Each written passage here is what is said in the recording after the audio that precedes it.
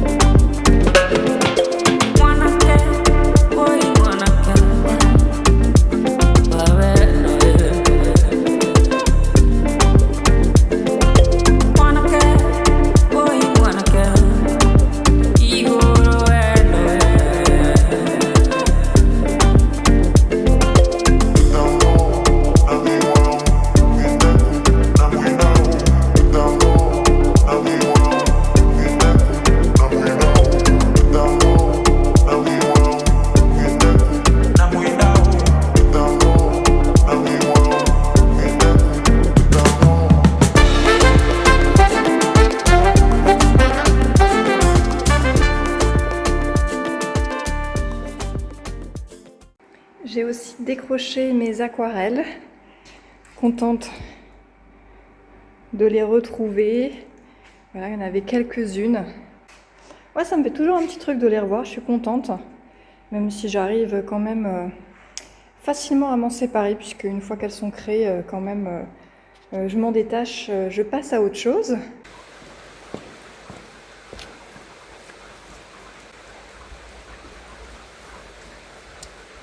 Là, pour l'acrylique, je commence par faire un fond de plusieurs couleurs et puis ensuite je commence à poser quelques motifs, j'accumule et ensuite c'est vraiment des va-et-vient, des retours en arrière dans le sens où j'accumule les couches, je cherche les bonnes couleurs et petit à petit je vais faire voilà, émerger des motifs et puis créer de la profondeur, de la vibration. Et puis là, en ce moment, c'est vrai que je travaille... je sais pas comment exprimer, c'est à la fois abstrait, mais il y a quand même encore du végétal.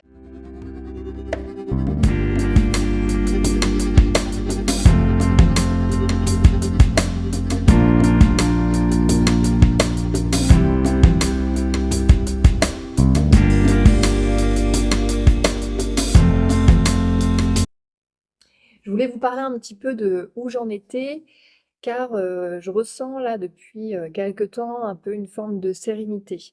J'ai une autre activité en parallèle de la peinture. Et je voulais vous en parler puisque avoir un métier en parallèle qui est complètement, mais vraiment là, déconnecté de l'art, car oui, on peut le dire, c'est complètement, même si je vois de l'architecture, des maisons, un peu de patrimoine, ça n'a quand même rien à voir avec mon métier d'artiste. Et en fait, ça, c'est un sujet extrêmement important pour tous les artistes et les créateurs, puisqu'on est toujours dans cette ambivalence de se dire, on a envie de consacrer du temps, à notre art, à la création, mais en parallèle, il faut évidemment trouver une source de revenus. Je suis sereine dans mes choix. C'est un métier qui me paraissait très, très loin de moi. Je n'aurais jamais pensé, faire ça. Il y a eu le temps de la formation et après de se lancer. En fait, c'est un métier qui me correspond totalement puisque, pour plein de raisons, je vais pas m'étaler, là-dessus, c'est pas le sujet de la vidéo, ce métier de conseillère en immobilier. Mais en tout cas, c'est un métier dans lequel je m'y retrouve, où je peux m'épanouir, j'ai plein de compétences, que je peux du coup mettre à profit, dans ce métier. C'est un métier de service, on accompagne des gens, des projets, donc vraiment j'adore ça et puis c'est un métier où là, je le pratique en tant qu'indépendante, donc être à mon compte, pas de patron et je gère mon emploi du temps, je m'organise comme je veux. Vraiment tous les choix que je fais, c'est par rapport, à ma peinture et toujours à cette quête de se dire que, je veux consacrer du temps, à mon art et pouvoir voir, mon art, évoluer, continuer à progresser. Car le fait, d'être active dans un autre métier, moi qui aime travailler, ça me permet vraiment, et bien, d'assouvir ce besoin, de travail, d'apprendre des nouvelles choses, de me nourrir, et pendant tout ce travail, je pense quand même à mon art et en fait, ça me régénère puisque ce temps que je ne donne pas à mon art, et bien, me donne évidemment envie, de retourner à l'atelier.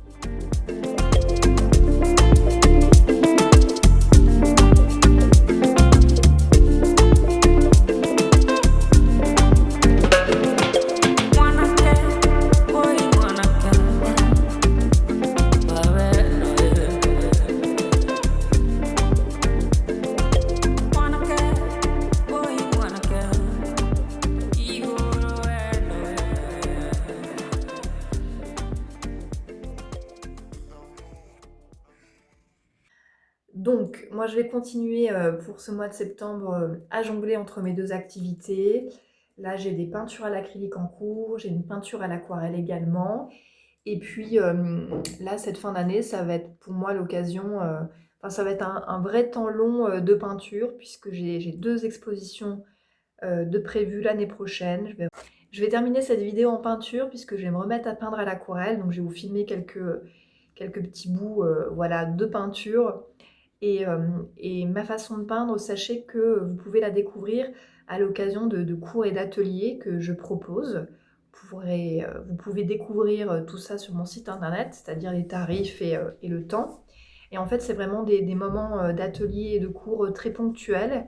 C'est-à-dire que si vous avez envie de passer un temps vraiment détente, tout seul ou avec des copines, avec vos proches, que ce soit comme ça ou à l'occasion d'un événement, ça peut être, je sais pas, un anniversaire, enterrement de vie de jeune fille, etc., de faire une activité un peu différente, eh bien, je propose un cours collectif ou un atelier pour vous immerger dans ma peinture et dans mon style. Et je vous ferai peindre à l'aquarelle selon, on va dire, ma façon. Et c'est beaucoup de lâcher prise, de liberté, travail avec la couleur pour créer des mondes de nature. Donc voilà, si ça vous intéresse, n'hésitez pas à aller voir sur mon site internet. Et en attendant, bah, je vous montre un petit peu comment je peins. Et puis j'ai pas mal d'inspiration en tête et en fait ça ressort. Il y a des choses que je peins qui me font penser à des trucs, mais j'arrive pas du tout à les identifier. Donc c'est vrai que j'aime beaucoup cette sensation de se dire que tout ce que je fais, je ne le pense pas, c'est-à-dire qu'il n'y a pas de dessin préparatoire et je me dis pas, tiens, je veux faire ça. Non, la peinture, elle se construit vraiment avec les heures qui passent, c'est-à-dire les couleurs, les motifs. Mais en même temps, je peux pas dire que je pars de nulle part parce que on est tous euh, multiples à l'intérieur. Je suis sans cesse en train de regarder des choses, des images, d'écouter des gens, des discours, et en fait, on est rempli. Et moi, j'ai beaucoup d'images aussi, des images d'artistes de peinture, en lien avec mon parcours d'historienne de l'art et le fait que j'aime la peinture profondément et qu'elle me nourrit au quotidien. Et je me nourris aussi de mon environnement, la nature, des images que je vois dans des docs ou etc. Donc c'est de me dire que ça en fait ça n'arrive pas par hasard, c'est forcément lié à plein de choses que j'ai vues et j'aime bien cette idée que ça vient de quelque part, il y a plein de choses que j'aime qui ressortent un peu comme ça spontanément, je ne sais pas si c'est le bon mot, mais en tout cas ça me plaît cette idée que tout ça est créé avec des choses qui sont dans mon esprit et qui viennent d'ailleurs. Et ça hyper puissant de se dire qu'il y a des choses qui m'ont marqué maintenant ou de plus tard et qui sont peut-être là et qui donc témoignent de certaines, je sais pas, phases de ma vie ou, ou d'époques ou de choses que j'aimais avant et qui sont encore là. Car je pourrais là pointer du doigt un peu à quoi ça me fait penser, ce que j'aime, mais c'est comme s'il y a des choses voilà, qui passaient de moi à la peinture et que moi, l'acte de peindre, c'est ma façon à moi de poser certaines choses, comme d'autres évidemment pourraient poser ça avec l'écriture ou la musique. Et puis je voulais vous dire quelques mots sur mon site internet et ma boutique en ligne, puisque ma boutique en ligne, je l'ai créée il y a pas mal de mois maintenant. Et c'est vrai que bah, c'est beaucoup de travail et je trouvais que dans la façon de circuler, ça manquait de fluidité et notamment quand on était sur téléphone portable. Donc là, je m'y suis attelée. Mais en tout cas, j'ai essayé de faire que quand vous arrivez sur ma boutique en ligne, vous pouvez tout de suite comprendre quelles sont les catégories et bien les comprendre. Par exemple, là, vous allez arriver et tout de suite, vous allez voir que c'est la catégorie des tirages d'art et donc des reproductions. Et donc, vous en avez peu, puisque c'est un choix de ma part d'avoir fait peu de tirages d'art. Et donc, vous pouvez eh bien, les voir, la catégorie des œuvres originales, donc des aquarelles sur papier. Donc, vous déroulez, vous voyez tout ce qu'il y a en ligne sur ma boutique. Ce n'est pas exhaustif, hein, c'est un choix de ma part d'avoir fait une sélection d'œuvres que je souhaite vendre sur ma boutique en ligne et c'est d'ailleurs lié au format puisque j'ai des grands formats qui sont plus compliqués à envoyer par voie postale. Là, c'est plutôt des petits, moyens grands formats. En tout cas, vous avez tout le détail, les dimensions, les frais d'envoi, etc., comment ça se déroule. Et puis en dessous, vous avez une autre catégorie, ce sont des œuvres originales, mais c'est la série Jardin intérieur. C'est une série que j'ai réalisée qui révèle un petit peu, moi, ce que j'aime dans les intérieurs, que ce soit les plantes, les bibelots, les cadres, etc. Donc c'est vraiment un petit peu des illustrations que j'ai créées sur des œuvres sur papier à l'aquarelle. Voilà, et puis à la fin, quand vous déroulez tout ça, vous arrivez, on va dire, dans le menu principal de la boutique en ligne, où là, vous pouvez farfouiller et chercher les catégories.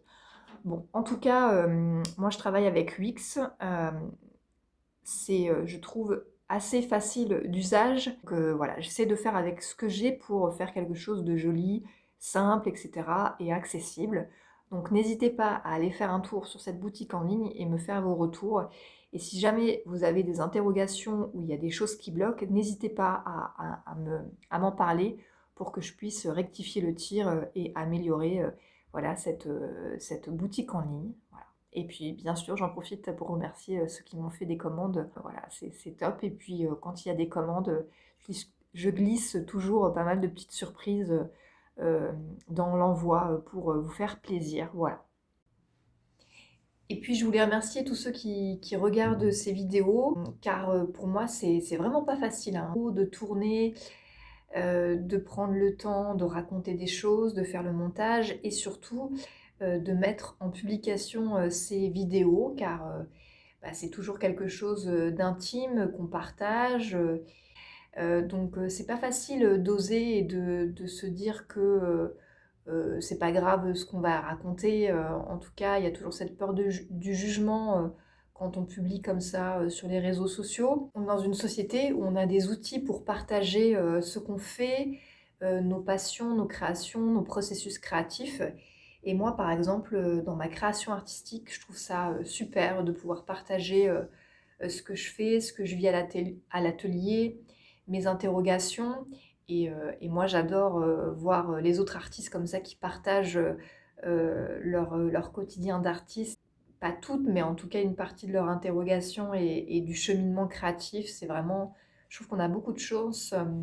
Je trouve qu'on a beaucoup de chance de pouvoir accéder à tous ces contenus. Partagez voilà, vos retours en commentaire. En tout cas, merci pour le visionnage, hein, c'est important. Et puis voilà, voilà quoi.